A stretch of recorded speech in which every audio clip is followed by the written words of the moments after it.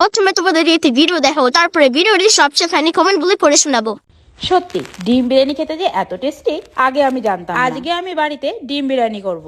সুমি আমাকে ফোন করে বলল, মা আজকে আমি বাড়ি যাচ্ছি, তুমি কি রান্না করবে? ঠিক আছে, তুই যখন আসছিস তোর ভাইকে আমি পাঠাচ্ছি মাংস আনতে, তোর জন্য মাংস ভাতই রান্না করি। আমি ছেলেকে বললাম, যা বাবা মাংস আনতে যা, তোর দিদি আজকে বাড়িতে আসছে। ওর ভাই বলল, আসবে তো ঠিক, তুমি ভালো করে জেনে দেখো মা। বলতে না বলতেই সুমি আমাকে ফোন করলো, মা আজকে আসতে পারছি না মা, ওরা আমাকে যেতে দিচ্ছে না। ছেলে আমাকে বলল, মা তাহলে আর মাংস আনতে হবে না, দিদি আসলেই মাংস নিয়ে আসবে, তুমি অন্য কিছুই রান্না করো। কি যে রান্না করি এখন আমি কিছুই বুঝতে পারছি না। ছেলেকে বললাম, আজকে তাহলে ডিমের বিরিয়ানি করব? হ্যাঁ মা, তাহলে ওটাই করো, ডিম বিরিয়ানি আমাদের এখনো খাওয়া হয়। ঠিক আছে, তাহলে আমি ডিম বিরিয়ানিটাই রান্না করি। ছেলে আমাকে বলল, মা তুমি তাহলে রান্না করো, আর রান্না হয়ে গেলে আমাকে ডাক দিও। এই প্রথমবার আমি বাড়িতে ডিম বিরিয়ানি করছি, জানি না কেমন হবে। কথা বলতে বলতে দেখো এদিকে রান্নাও হয়ে গেছে, আর ছেলেকে ডেকে খেতেও দিয়ে দিয়েছি। ছেলে তো আমার খেয়ে অবাক, বললো, মা দারুণ হয়েছে খেতে, তুমি একটু খেয়ে দেখো মা, তোমার হাতে ডিম বিরিয়ানি খুবই সুন্দর।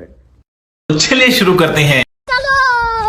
আমার বাবা বলছে যেন বাংলা বইয়ে নাটক পড়ছে। একবার সুমি বললো, একবার সুমির ভাই বললো নাটক। कौन है ये लोग? कहां से आते हैं ये? সুমির মায়ের কথা শুনলে মনে হয় কষ্টের গল্প শোনাচ্ছে। শোনা গো, আমার খুব কষ্ট যে বলো। ছেলে আমাকে বললো, আমি বললাম, সুমি বললো। আরে কেনা কে চাতে হো? সত্যি কাকিমা, পুরো মনে হচ্ছে ডিমের খিচুড়ি হয়েছে এটা। गजब बेइज्जती है।